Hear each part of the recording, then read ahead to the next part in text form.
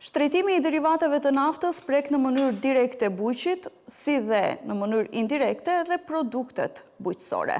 Për të diskutuar për këtë pasojat që mund të ketë në bujqësi si dhe temat të tjera rreth bujqësisë, me mua në studio në intervistën e ditës është Ministri I Bujqësisë, Pylltarisë dhe Menaxhimit të Ujrave, zoti Cvetan Tripunovski. Министре Трипуновски, добродојдовте во Алса телевизија. Да, благодарам на поканата, поздрав до гледачите. Имаме во последните денови, јас ки кажам, огромно покачување на нафтените деривати. Како очекувате ова да влијае кај земјоделците? Видете, во делот на земјоделското производство, точно дека нафтата е еден од главните двигатели на процесот. Меѓутоа морам да потенцирам дека ние како влада уште минатата година, согласно годишната програма, набавивме една сериозна сума на картички за зелена нафта, така наречена, која што за разлика од 2024 година беше зголемена за 100%. За оваа намена некаде се склучи договор над 500 милиони денари со една од компаниите кои што снабдува нафтен дериват и картичките се поделени кон македонските земјоделци. Согласно последните податоци кои што ги имаме од платежната агенција, дека над 80% од оваа зелена нафта која што е поделена е искористена од самите земјоделци, а тоа значи дека најголем дел или преку 80% од нафтата е набавена по на претходна пониска цена која што беше, затоа што најголем дел од земјоделските активности се во текот на есенскиот период и така натака, каде што има најголем процес во делот на обработката. Во овој пролетниот дел, согласно овие нови ценовни шокови кои што ги имаме во делот на нафтените деривати, добро е што имаме намален интензитет во делот на земјоделското производство.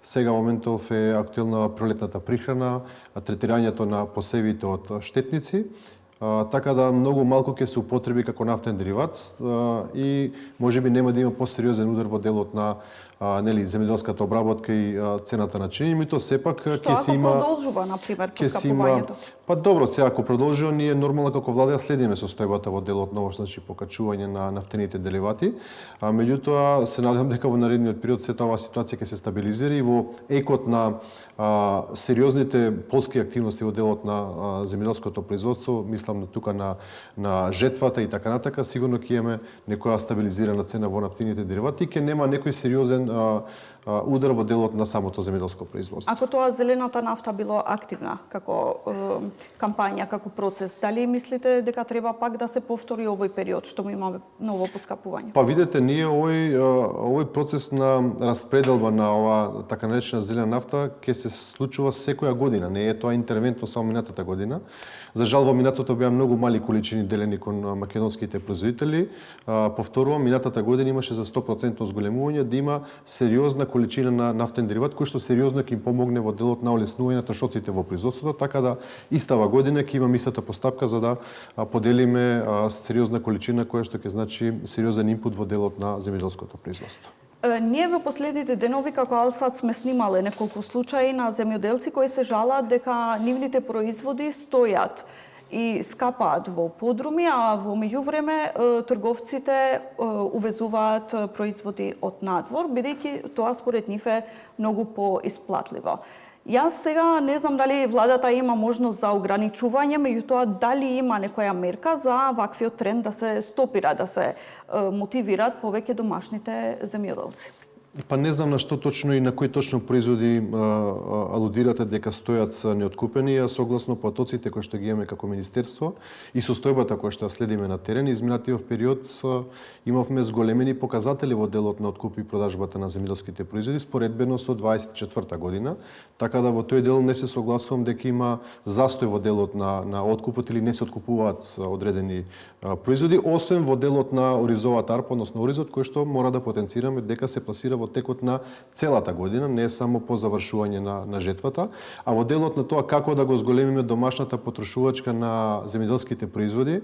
За потсетување, минатата година владата, Министерството за земјоделство започна кампања која што се вели македонско најдобро, купувајте македонски производи, независно тоа дали се преработки или свежи производи, со цел да ја раздвижиме домашната економија, да им кажеме на нашите потрошувачи дека нашето земјоделско производство има квалитетен земјоделски производ кој што нормално е баран и дома и надвор од нашите граници и со тоа ја заштитуваме и нашата економија, ги стимулираме македонските производители да го зголемуваат производството на земјоделските производи или преработки ако е од друга страна и нормално парите кои што ги трошиме како потрошувачи да останат во нашата економија, сепак на тој начин си помагаме едни на други. Во делот на компаниите, да речеме, кои што произведуваат преработки од земјоделски производи, тие компании плаќаат даноци во оваа држава, имаат вработени кои што ги хранат своите семејства, така да со оваа потрошувачка на домашни производи го затвараме циклусот на домашната економија да си ги направи обрт на овие средства. Сметам дека е еден од клучните моменти каде што треба да се подржи сериозно. Ние како министерство и како влада и оваа година ќе продолжиме со промоција на оваа кампања се соца да ги постигне максималните ефекти, а тоа е заштитување на домашното производство. Еве на пример не кажуваме за џабе, бидејќи нашите земјоделци што ги снимавме кажаа дека во Бреза и во Тануша ние бевме таму и кажа дека компирот им стои во подрумите, бидејќи трговците си одлучуваат да увезуваат од надвор. Па добро, видете, може да постои некој изолиран случај, меѓутоа она што ние како министерство го договараме и е интенција за нашата активност е да секое земјоделско производство биде договорено однапред. Значи секој еден земјоделец да знае на кого и во кој период ќе го продаде својот производ. На тој начин имаме предвидливост во земјоделскиот процес, тоа што во минатото навистина недостасуваше. На тој начин во една предвидливост секој ќе може да си предвиди колку треба да произведе, на кого ќе го продаде и нормално отприлика цената која што би требало да добие за секој земјоделски производ. Така да можеби со некои случаи каде што имаме недоговорена количина која што станала неоткупена, меѓутоа видете, ние не можеме од друга страна да ги затвориме границите за увоз на земјоделски производи. Ние како држава сме потписници на многу меѓународни договори кои што значат влез и излез на земјоделски производи во конкретниот случај. Така да во тој дел не можеме да направиме рестрикции на граница, меѓутоа оно што ние го правиме како држава е да контролираме што влегува во нашата држава, сепак да ги заштитиме нашите потрошувачи. И можат да се мотивираат домашните Апсолутно, апсолутно. Сте кажале и порано дека сте наследиле негативен тренд во врска со домашното производство и дека верувате дека од 2025 сега е подобро и има позитивен тренд. Дали овој позитивен тренд го очекувате до крајот на вашиот мандат? Видете, она што го комуницираме изминатиот период, а согласно последните податоци кои што ги вади Државниот завод за статистика, практично се параметрите на кои што се мери земјоделската политика и успешноста во менаџирањето. Морам да повторам дека 25-та година беше многу поуспешно од 24-та година во делот на квантитет на земјоделско производство и откуп на земјоделски производи, па и извозот ако го земеме во целина, затоа што тоа се параметрите на кои што може да се споредуваме. Она што ние упорно работиме како влада и како министерство, 26-та година да биде уште поуспешна во споредба со 25-та година, затоа што на тој начин само ќе имаме зголемување на производството, нормално поголем девизен прилив од страна на државата во однос на извоз на земјоделски производи, а од друга страна ќе значи сериозна помош на македонските земјоделци кои што се еден од столбовите на нашата економија. Да сумирам, ние ќе бидеме максимално фокусирани за да превенираме некои несакани действија во секторот. Нормално не треба да забораваме дека е ова фабрика подотворена, дека најголем дел од производството зависи од климатските промени, меѓутоа она што зависи од нас како гарнитура, како влада, како министерство ќе дадеме се од себе оваа година да биде поуспешна.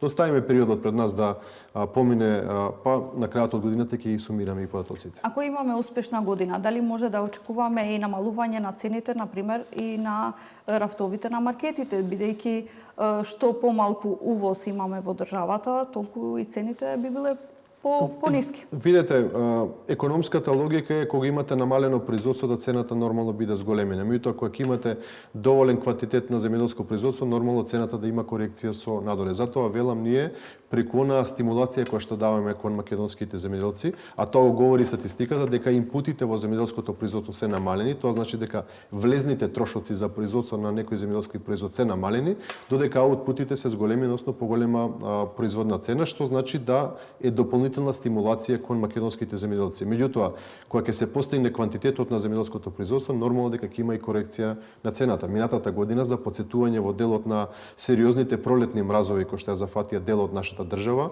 При недостаток на јаболко, на праска, нектарина, слива, цреше и така натака имаше раст на цената бидејќи недостасуваше овој земјоделски производ. Така да нашата заложба како влада и како министерство е да помогнеме заедно со производителите да имаме едно зголемено земјоделско производство. Најавивте нова кампања, гласот што го слушаме, македонско најдобро, во 30 општини, во 120 населени места посети со земјоделците во сите овие населени места. Што очекувате да добивате како фидбек во посетите или во средбите со овие земјоделци и што конкретно планирате после тоа? Дали измена на закони или нови мерки?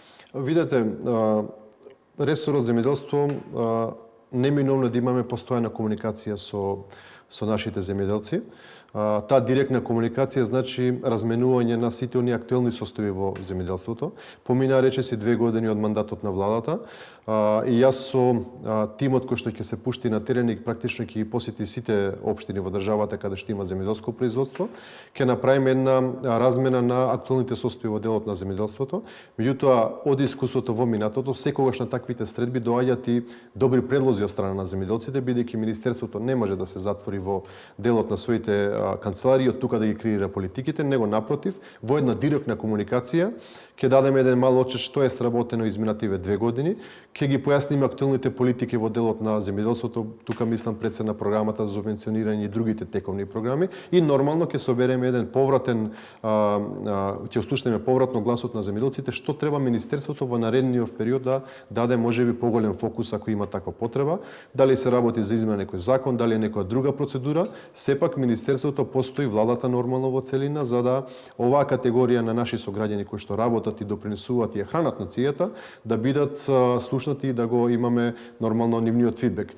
Се формирани 2 големи тима кои што ќе посетат над 30 на општини во нашата држава, дополнително помали 6 тима од кои што еден ќе предводам јас и другите директори кои што се во органи во состав на министерството ќе посетат над 120 населени места во делот на нашата држава со цел директна комуникација, еден разговор во делот на тоа што значи актуелна политика и во каква насока треба да се движиме наредниот период. Колку би траел кампањата? Па се очекува дека ова ќе треба да заврши за некои 2 месеци од сега со 3 до 4 пати неделно посета активно во делот на овие земјоделски краеви. Тоа ќе биде во попладневните часови со цел да бидат земјоделците нормално ослободени од тековните активности, да може да присуствуваат. Еве ја користам оваа прилика да веќе во текот на утрешниот ден каде што имаме прва официјална трибина, односно средба со земјоделците од општина Босилово, во 18 часот во Домот на култура да дојдат да поразговараме за сите оние теми кои што сметаат дека треба да ги отвориме. И вие лично ќе бидете на терен во текот на целата кампања? Апсолутно, еден од големите тимови ќе водам јас, другиот тим ќе го води директорката на платежна агенција. Внатре во тимовите ќе учествуваат сите директори кои што постојат во секторот земјоделство. Тука е Агенцијата за храна и ветеринарство, Македонски шуми, Државниот земјоделски инспекторат, фитосанитарната управа, управа за водостопанство, АД водостопанство, практично сите кои што постојат во секторот, заедно на терен да се ставиме на располагање на македонските земјоделци. Дали се исплатени сите субвенции кон земјоделците кои вие ги наследивте? Видете, изминативе 2 години сериозно се посвети оваа влада во делот на санирање на наследените ситуации од претходната влада. Знаете дека уште во тековната 24 година со ребалансот и пренамената се одвојуваат дополнителни средства да ги санираме овие состојби.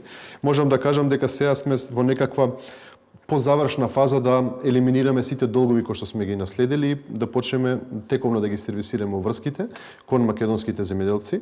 Со носењето на програмата за 2026 година, програмата, тука мислам на програмата за директни плаќања, класично кажана субвенции, за 26 година, од носењето на 11 февруари кога излезе на програмата до денеска, заклучно и последните исплати кои што беа во текот на денешниот ден кон производителите на овчо, кравје и козјо млеко, се исплатени некаде околу 30 милиони евра, што е една бројка дека на вистина по носењето на програма сме посветени да идеме тековно со исплата на овие средства кои што ги очекуваат македонските земјоделци и така ќе продолжиме во наредниот период согласно динамиката која што има направено на исплата кон секоја една категорија на земјоделци. Опозицијата ве обвини дека има намалување на програмата за земјоделците за околу 40 милиони евра. Дали е тоа вистина? Видете, лидерот на опозицијата мислам дека има слаби учители околу него и малку го однесува во длабокото.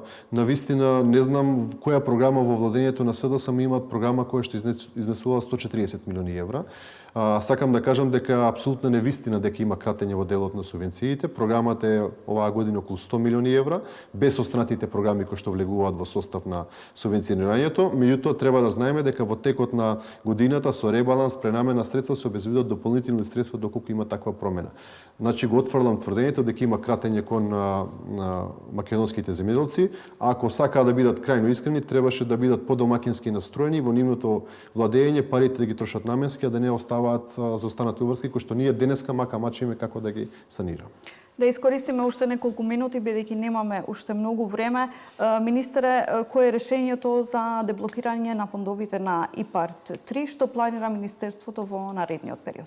Па добро, ние сме во една сериозна комуникација со Брисел за час поскоро да се одблокира овој процес. Сигурно ќе биде информирана јавноста кога тоа ќе се случи. Она што е наша обврска и согласно динамиката на активности кои што ги имаме изминатиот период, нашата домашна задача е сработена. Пратени се сите оние извештаи кои што треба да бидат пратени во Брисел, така да веднаш по деблокирање на процесот ќе биде информирана јавноста и самите земјоделци. Она што е важно, потенцирам по не знам кој пат дека агенцијата работи со една нормална динамика во делот на тековното сервисирање на обврските од националното плаќање, така да не е загрозена работата на самата платежна агенција.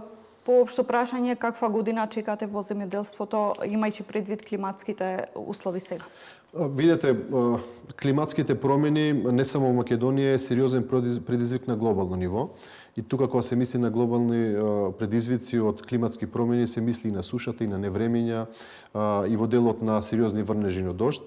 Оваа година, согласно почетните информации кои што стигаат од науката, кој што го следи секторот во делот на производството, имаме можеби за почеток една предпазлива ситуација во делот на житните култури, бидејќи овие сончеви денови може да значат застој во растот на пченицата, бидејќи есенската сетба беше во еден влажен период, па сега имаме задоцната вегетација. Меѓутоа, се надеваме дека во текот на годината ќе се коригира ова состојба, ќе имаме доволен принос на нашата најважна стратешка култура пченица, меѓутоа и во останатите земјоделски култури се надевам дека оваа пролет ќе немаме сериозни мразеви кои што може да нанесат штета на градинарските, односно овошните насадени широм државата, така да пак ќе повторам, она што значи од наша обврска е да продолжиме да ги мотивираме и субвенционираме земјоделците во делот на набавка на средства кои што ќе значат елиминација на климатските промени. Тука мислам на заштитните мрежи, антифрост системите, систем капка по капка.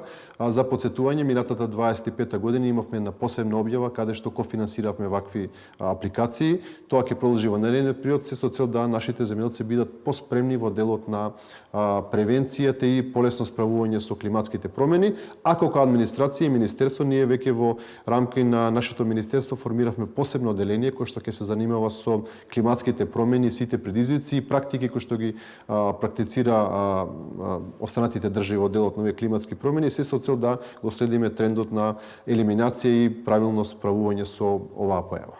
Министре, ви благодарам многу за ова интервју. Благодарам и на вам за поканата.